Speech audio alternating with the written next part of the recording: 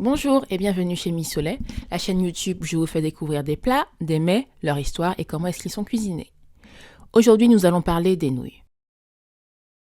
Donc les nouilles sont des féculents faisant partie intégrale de la cuisine asiatique, notamment Asie du Sud-Est, le Japon, la Chine et la Corée. Donc ce sont des aliments transformés comme les pâtes qu'on retrouve et qui sont italiennes, mais avec un goût différent dû à leur composition.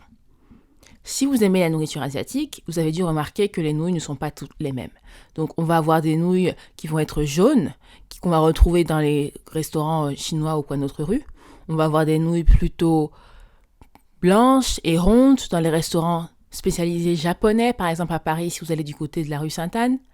On va avoir des nouilles plates, blanches, qu'on retrouve dans les pad thai par exemple ou dans les feux. Et on va avoir aussi les fameuses ramen que tout le monde connaît, donc qui sont soit fraîches, soit séchées, soit instantanées qu'on peut acheter en grande surface. Aujourd'hui, je vais me focaliser uniquement sur les ramen parce que c'est un peu long de parler de toutes les nouilles dans une seule vidéo, mais je vais lancer une série de vidéos sur les nouilles, donc si vous êtes intéressé, n'hésitez pas à les regarder. Donc, les ramen. On connaît tous les ramen à travers les mangas, les animés où les personnages principaux se goinfrent tout le temps de nouilles. Par exemple, si vous êtes fan de Naruto, dans le village de Konoha, donc il y a ce restaurant qui est dédié au ramen et que Naruto et tout le monde adore. Et donc, on se pose des questions, on se dit mais ça a l'air super bon, moi aussi j'aimerais goûter, mais en fait, en quoi est-ce que ça consiste? Les ramen sont composés de 4 ingrédients principaux. De la farine de blé, de l'eau, du sel et du kansui. Donc le kansui est un élément important dans la fabrication des ramen. Donc c'est ça qui va leur donner leur élasticité et leur couleur jaune. Le kansui, c'est quoi? C'est un mélange de carbonate de sodium, carbonate de potassium et d'acide phosphorique. Et donc, avant, les Chinois, quand ils faisaient des nouilles, ils allaient chercher cette eau dans le lac Khan en Mongolie car elle contient naturellement ces éléments chimiques.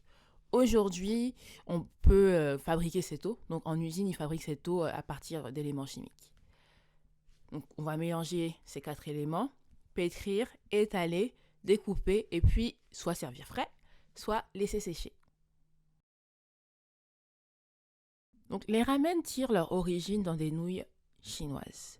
Donc, vers la fin du 19e siècle, il y avait une grosse communauté chinoise dans les ports au Japon, notamment à Yokohama, et certains marchands chinois vendaient des nouilles qui étaient appréciées par les travailleurs et la classe populaire parce qu'elles étaient rapides, simples et peu coûteuses. En 1910 apparaît le premier restaurant de ramen, le Lai-Lai-Ken, dans le quartier d'Asakusa à Tokyo. Asakusa est un quartier connu, notamment pour sa gare, qui vous permet de facilement visiter les alentours de Tokyo et vous rendre notamment à Yokohama. Le patron de ce restaurant avait justement recruté 12 chefs de Yokohama pour pouvoir recréer le goût tant apprécié par la population. À son apogée, le Lai-Rai-Ken servait de 1500 à 3000 personnes par jour. Il y avait plusieurs ramen au menu. Donc les plus populaires étaient les shoyu ramen, shoyu qui signifie sauce soja en japonais. Les nouilles baignées dans un bouillon salé accompagné de porc, de gâteaux de poisson appelés kamaboko, de pousses de bambou et ainsi que d'un œuf. Bien que le restaurant ait fermé ses portes en 1976, vous pouvez toujours goûter la recette originale dans le musée de Shin Yokohama Ramen à Yokohama. Donc c'est un parc à thème qui est dédié au ramen. Et en plus des ramen de la Rai-Ken, vous pouvez également goûter les meilleurs ramen de toutes les régions du Japon sans avoir à voyager. J'ai oublié de préciser que le nom ramen n'est apparu que dans les années 1950. Donc jusqu'à cette période, on appelait les ramen des shinasoba qui signifie nouilles chinoises. C'est également à cette époque-là, donc des années 1950, que les ramen regagnent en popularité, car avec la Seconde Guerre mondiale et les restrictions alimentaires mises en place, le plat a été un peu tombé en déclin, et avec l'apparition en 1958 des nouilles instantanées, on a un nouvel intérêt qui se développe autour des ramen, et on passe vraiment d'une street food chinoise simple, peu chère, à un plat emblématique du Japon, élaboré, gourmet. Je crois qu'il y a même des restaurants de ramen qui sont au guide Michelin. Et ce plat devient vraiment un plat local avec des variations différentes selon les régions, les préfectures et les villages.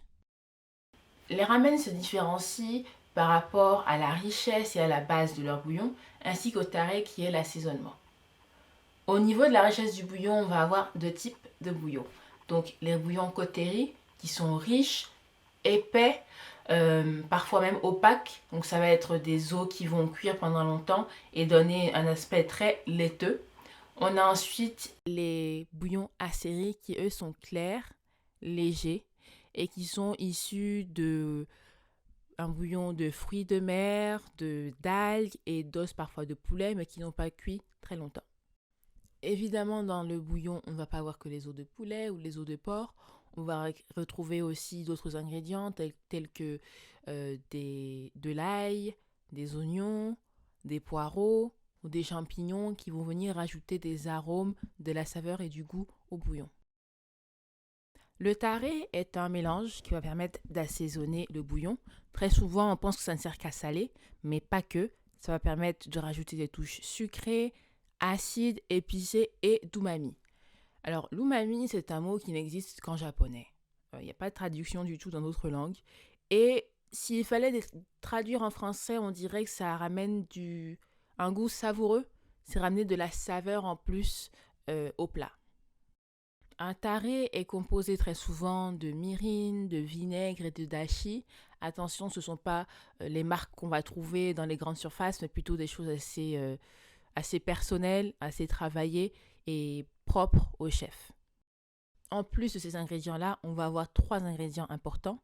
Shio, qui signifie sel, shoyu, sauce soja, et miso, donc une pâte fermentée de riz, d'orge ou bien de soja. Les ramen sont d'ailleurs classés en 4 catégories. Donc shio ramen, shoyu ramen, miso ramen et tonkatsu ramen. Donc je vais parler en premier des 3 premiers parce que tonkatsu ramen, il est un peu différent. C'est un ramen où on n'a pas du tout de tare à l'intérieur. Les shio ramen contiennent principalement du sel. C'est le bouillon le plus traditionnel qui existe. Ce type de bouillon est populaire à Hokkaido, notamment à Okodate, une ville de la préfecture, qui a rendu célèbre les nouilles du même nom. Le bouillon chaud est fait entre autres de fruits de mer séchés et d'algues. Il est apparemment le plus compliqué à réaliser, car le bouillon est de type asari, très clair et léger, et si mal fait peut devenir insipide. On a ensuite les bouillons shoyu, qui contiennent de la sauce soja. Donc c'est un bouillon qui va être foncé mais clair, très populaire dans la région de Kanto où se trouve Yokohama, d'où est tirée la recette des shoyu ramen de l'Airaken.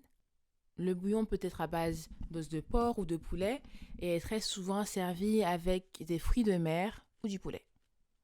C'est un bouillon, lui, qui peut être soit koteri, soit asari.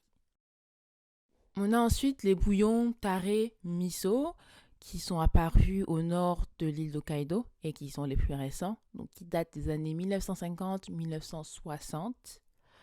Il y a énormément de types de miso différents, blanc, rouge, à l'orge, au riz, au soja, ce qui fait qu'il y a une variété énorme de miso ramen qui existent.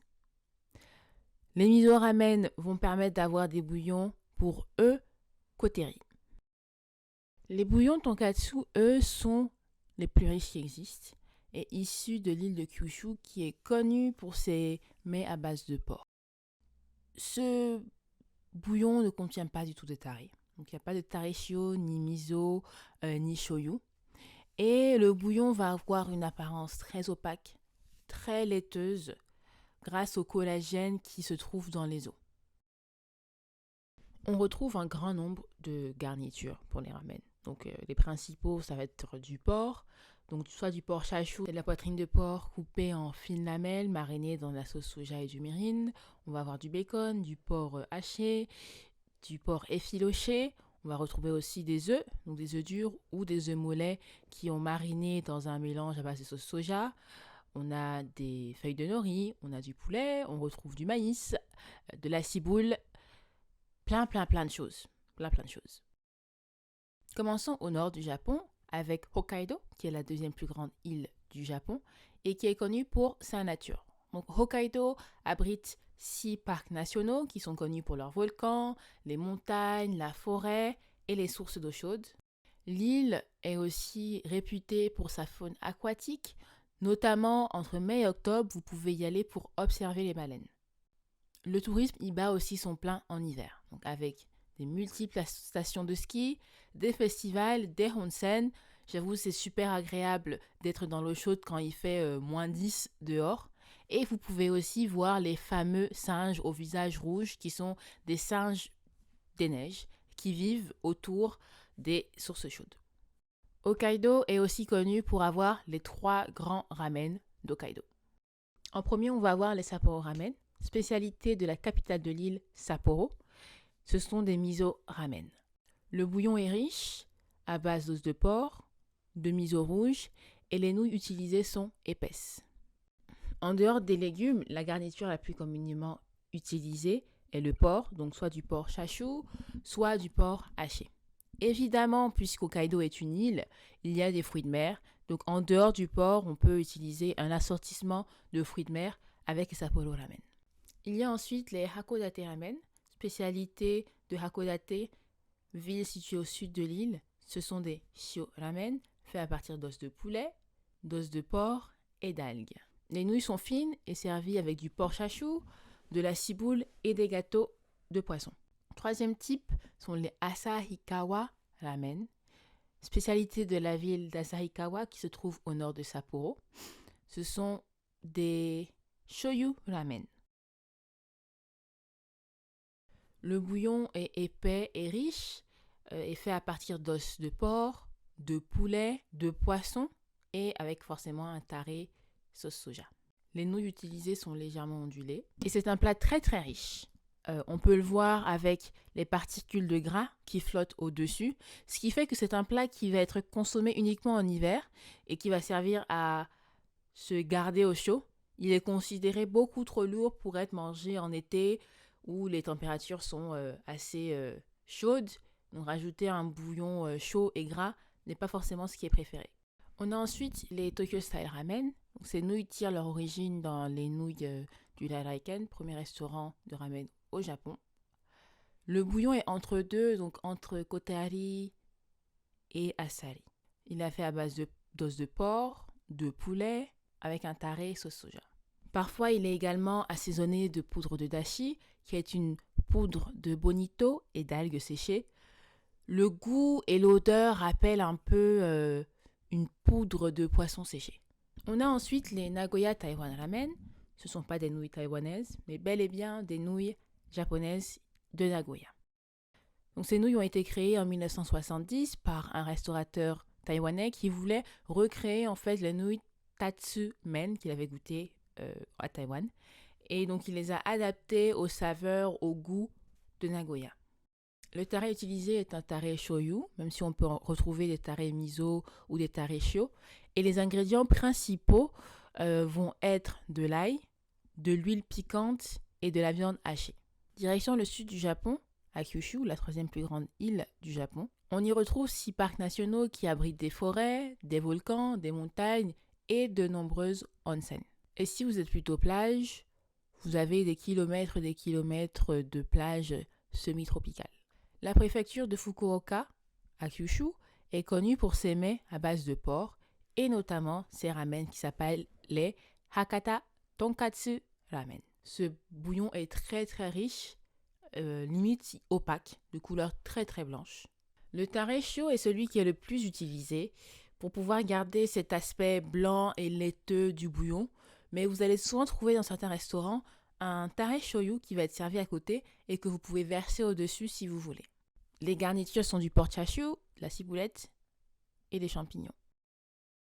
Les ramen sont des nouilles qui ont des origines chinoises et qui ont été adoptées par les Japonais en faisant ainsi un mets incontournable du Japon.